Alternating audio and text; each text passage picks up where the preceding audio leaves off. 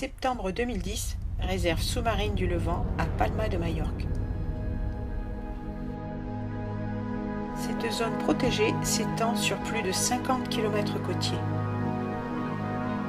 2 expéditions ont été nécessaires à l'équipe de la SCAF Pro pour faire l'inventaire des espèces sous-marines. Richard Collomb est majorquin. Il a intégré le groupe de recherche en 2009. Avec lui, nous allons découvrir, déterminer et classer. Tout d'abord les plantes, la Posidonie, espèce endémique protégée. Son rôle écologique est fondamental.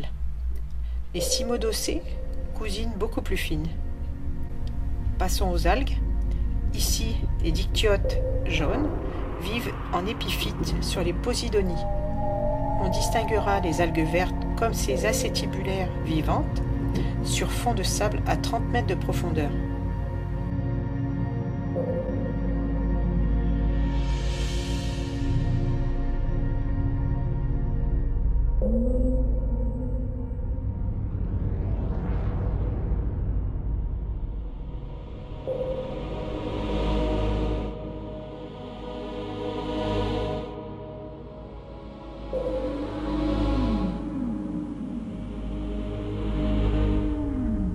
Une autre famille, les algues brunes, comme ces padines très présentes.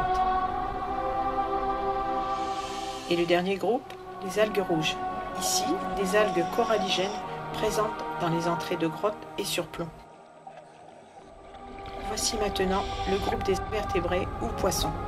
Pour ce groupe, nous classerons d'abord les poissons qui peuvent nager loin du fond et possédant une nageoire dorsale comme ces mandoles. Les athérines, elles, ont 2 nageoires dorsales. Les poissons suivants sont dans cette même classification.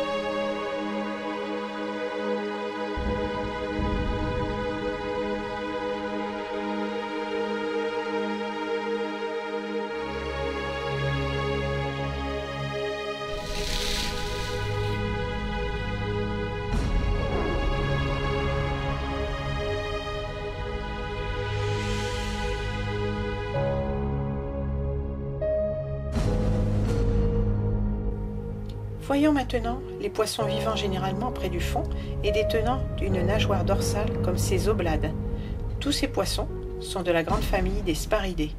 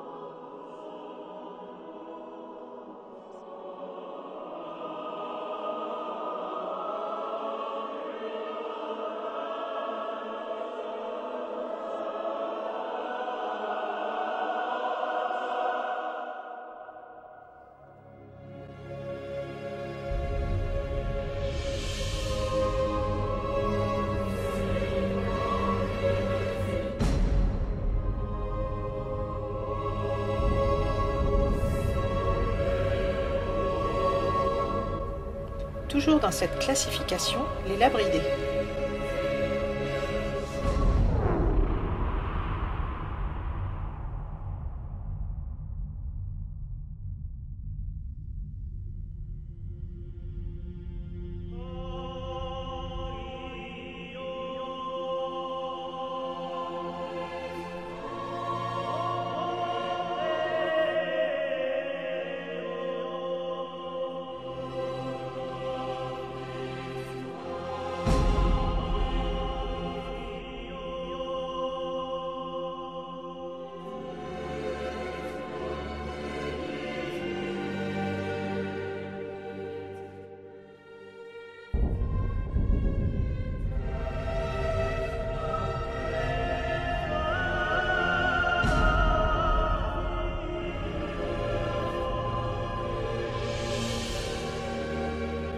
castagnols sont des Pomacintridés.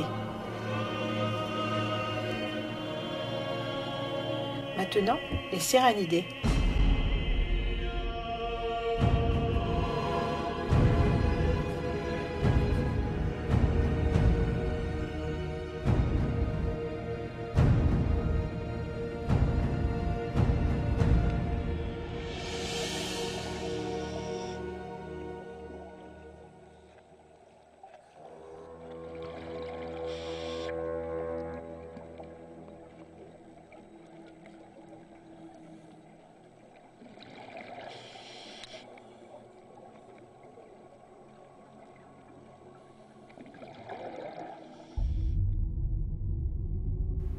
Toujours près du fond, mais avec deux nageoires dorsales, l'apogon commun.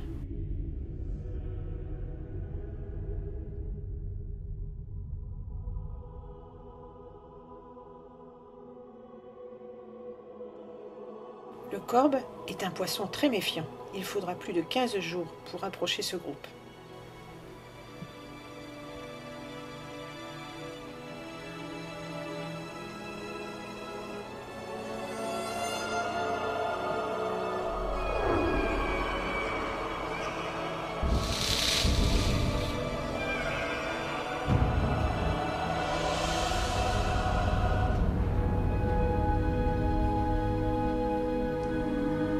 Voyons maintenant les poissons nageant sur le fond et détenant une nageoire dorsale. Ici, plusieurs espèces de rascasses. Près du fond toujours, mais avec deux nageoires dorsales, ici, un gobie.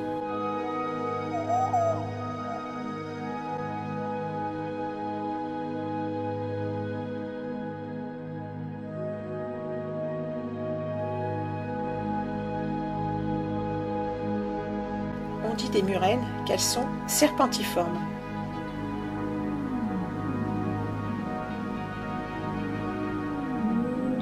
Toujours sur le fond, mais de forme aplatie, le rhombou.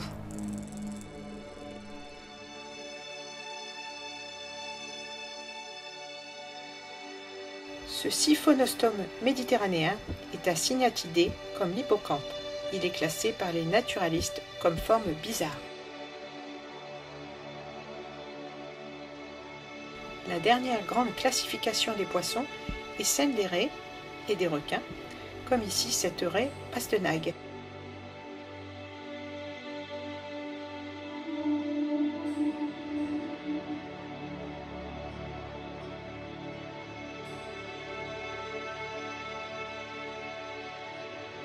Nous allons découvrir maintenant les invertébrés.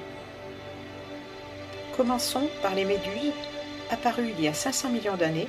Ce sont nos plus anciens parents. Elles appartiennent à un sous-groupe de cnidaires, les Scyphozoaires.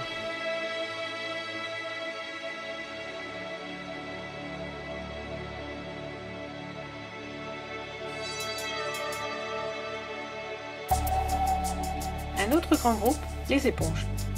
Les éponges vivent collées à leur support. Elles se nourrissent en filtrant l'eau. On distingue les éponges siliceuses,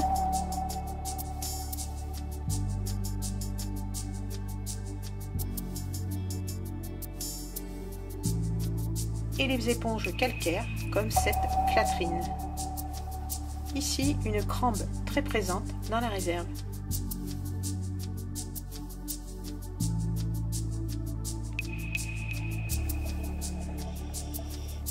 Un autre grand groupe, les cnidaires, lui-même composé de plusieurs sous-classes, comme ces hydrozoaires, prenant la forme de minuscules arbustes.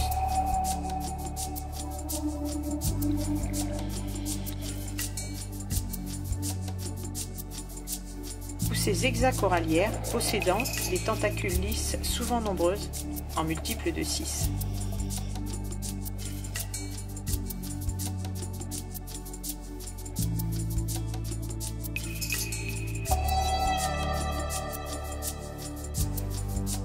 Passons maintenant au groupe des vers. Ce spirographe appartient à la classe des annélides tubicoles et au groupe des vers à panache.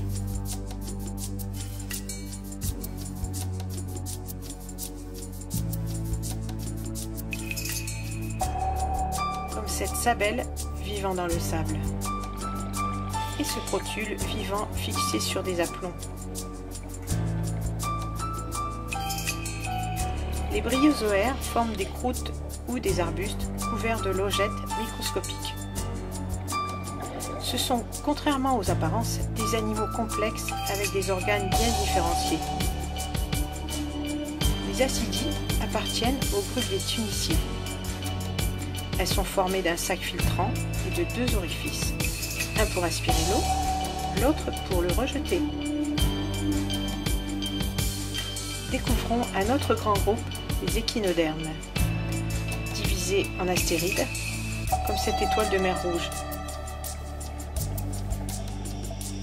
ou en holoturides, ou bien encore en échinidés, comme ces oursins noirs.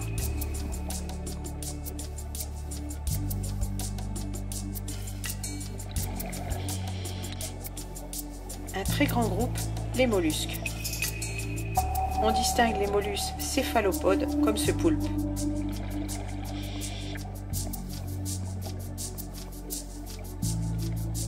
Les mollusques bivalves comme cette grande nacre protégée.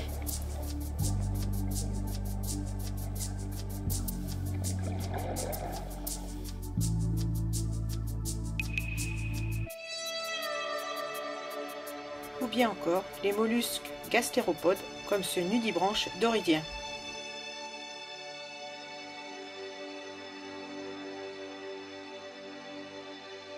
Ou ce nudibranche classé aéolidien.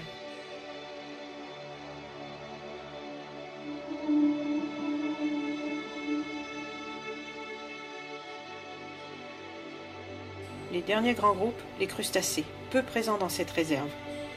Le plus présent est le Bernard l'ermite, tandis que la cigale de mer, elle, se fait très rare. Nous devons encourager les réserves, seul moyen de conserver des espèces en voie d'extinction.